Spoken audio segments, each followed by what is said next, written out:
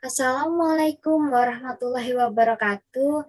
Perkenalkan, nama saya Adiba Alia Firdaus dengan NIM 004 dari Prodi D3 Sistem Informasi. Di sini saya akan menjelaskan sedikit seputar materi keamanan informasi, yaitu tentang insiden handling. Nah, jadi untuk insiden handling sendiri, apa sih itu? Jadi insiden handling atau biasa disebut juga penanganan insiden, yaitu dapat didefinisikan sebagai cara untuk menangani pelanggaran atau ancaman terhadap keamanan, proses perencanaan dan penanganan terhadap intrusi, pencurian data, denial of service, rootkit, website defacement, dan peristiwa keamanan informasi lainnya. Adapun tujuan dari insiden handling yaitu yang pertama, memastikan bahwa insiden terjadi atau tidak. Yang kedua, melakukan pengumpulan informasi yang akurat. Yang ketiga, melakukan pengambilan dan penanganan bukti-bukti atau biasa disebut juga menjaga chain of custody. Yang keempat, menjaga agar kegiatan berada dalam kerangka hukum. Yang kelima, meminimalisir gangguan terhadap operasi bisnis dan jaringan. Dan yang keenam, membuat laporan yang akurat beserta rekomendasinya.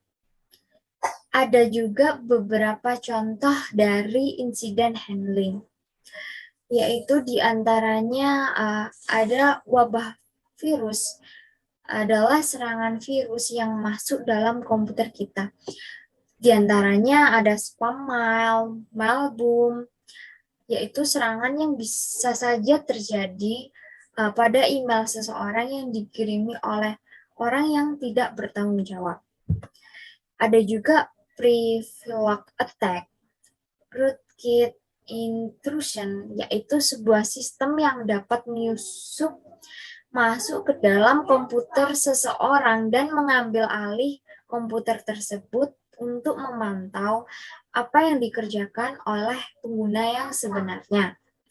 Ada juga DOS attack, yaitu serangan yang bisa saja melumpuhkan sistem komputer seseorang jika mereka mengirimi serangan DOS attack. Dan ada juga unauthorized access, yaitu terjadinya penyusutan pada komputer kita tanpa sepengetahuan kita dan tanpa seizin kita. Selanjutnya terdapat insiden handling proses, yaitu menurut NIST atau biasa disebut National Institute of Standards and Technology, yaitu insiden handling memiliki beberapa tahapan. Tahapan proses, yaitu diantaranya ada preparation, detection and analysis, containment, eradication, and recovery, dan ada post-incident activity. Nah, dari keenam tahapan ini bekerja secara kontinu atau bisa dibilang bekerja secara berkelanjutan ketika insiden terjadi sehingga membentuk sebuah life cycle. Nah, di sini selanjutnya terdapat gambaran untuk insiden handling life cycle, yaitu diantaranya ada recover, yang dimana itu bisa dibilang pemulihan sistem, ada eradicate, yaitu penghapusan ancaman, ada containment, yaitu risk mitigation atau meminimalisir dampak, ada preparation, yaitu pembentukan tim, penyiapan dokumen teknis atau SOP, koordinasi, simpan bukti, dan restore backup system. Ada juga detection, yaitu monitoring aset, dan ada juga analis, yang bisa disebut information gathering, vulnerability assessment. Selanjutnya ada beberapa penjelasan dari insiden handling proses life cycle yang berhubungan dengan slide di atasnya tadi. Yang pertama ada preparation, yang kedua ada penjelasan, detection, dan analisis, yang ketiga containment, yang keempat ada eradication, yang kelima ada recovery, dan yang keenam ada post-incident activity. Nah, mulai dari yang pertama yaitu preparation. Jadi pada tahapan ini kita sebagai incident handling harus mempersiapkan beberapa hal yang berhubungan dengan insiden.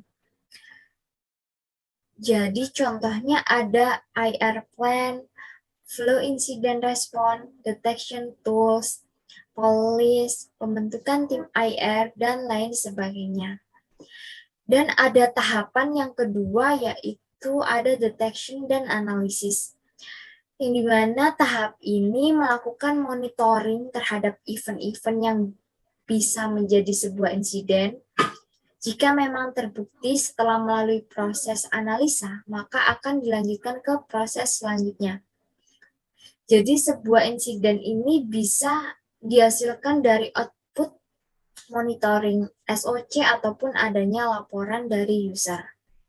Yang ketiga ada tahapan containment, yaitu tahapan ini kita sebagai incident handling memberikan first aid atau pertolongan pertama pada sistem tersebut, host ataupun network yang terkena insiden, dan kita mencegah adanya penyebarluasan insiden sehingga proses bisnis kita dapat berjalan dengan normal. Yang keempat ada tahapan eradication. Jadi fase ini itu kita melakukan pembersihan terhadap insiden yang terjadi.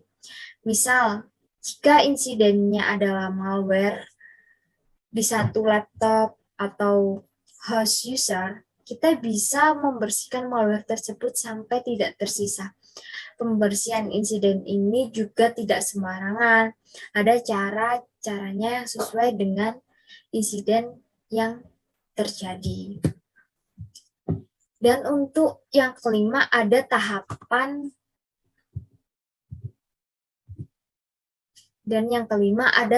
recovery. Jadi setelah semua step di atas dilakukan, yaitu saatnya sistem atau server atau host yang sebelumnya kena insiden tadi kita kembalikan ke semula, sehingga proses bisa berjalan seperti normal kembali.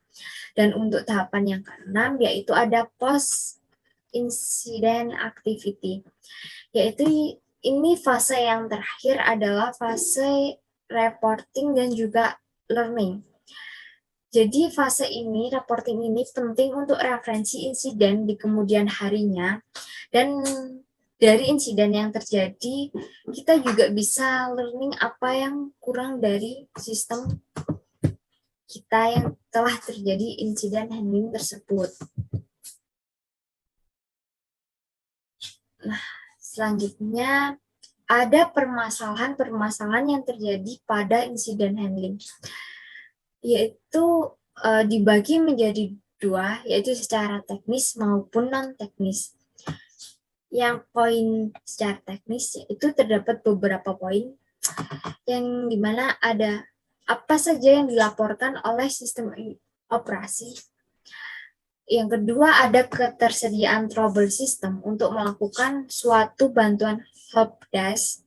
Yang ketiga ada secara teknis yang terjadi pada insiden handling, yaitu sering tidak tersedianya data-data log sehingga bisa menyulitkan insiden handling. Dan yang keempat, secara teknis ada penggunaan perangkat yang sudah disertifikasi sebagai penanganan insiden.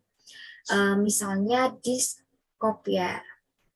Dan untuk poin selanjutnya ada secara non-teknis, yaitu yang pertama, ada organisasi dapat melapor insiden respon tim atau yang biasa dikenal sebagai IRT, yaitu mereka yang bertugas untuk memantau IP address dari komputer ke komputer lainnya. Dan yang kedua ada hubungan dengan polisi dan prosedur SOP seringkali tidak dimiliki oleh institusi. Sekian penjelasan dari saya. Bila ada kesalahan kata, mohon dimaafkan kurang lebihnya. Terima kasih. Wassalamualaikum warahmatullahi wabarakatuh.